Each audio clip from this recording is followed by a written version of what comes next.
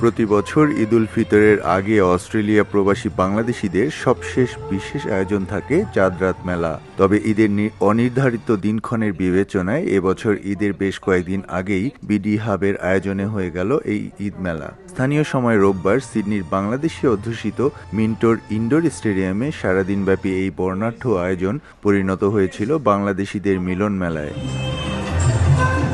প্রবাসী ক্রেতাদের কাছে দেশি ঈদের পোশাক ও আমেজ পৌঁছে দিতে এবারের মেলায় ছিল 50টির বেশি বাহারি পোশাক, রকমারি গহনা, মেহেদি, সুস্বাদু খাবারের স্টল ও ফুড ট্রাক।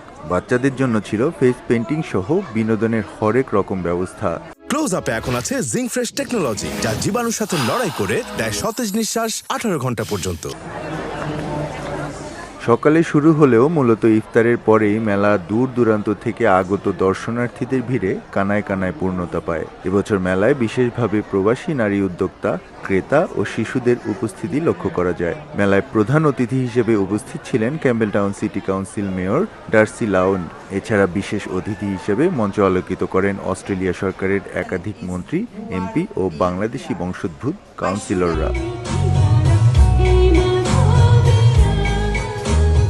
নামাজের সময় পেরিয়ে গেলে স্থানীয় শিল্পীদের পরিবেশনায় শুরু হয় সাংস্কৃতিক অনুষ্ঠান।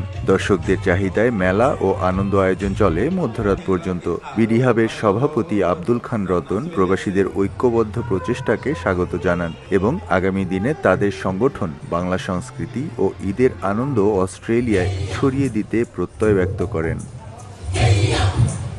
এস এম আমিনুল রুবেল, সময় সংবাদ, অস্ট্রেলিয়া।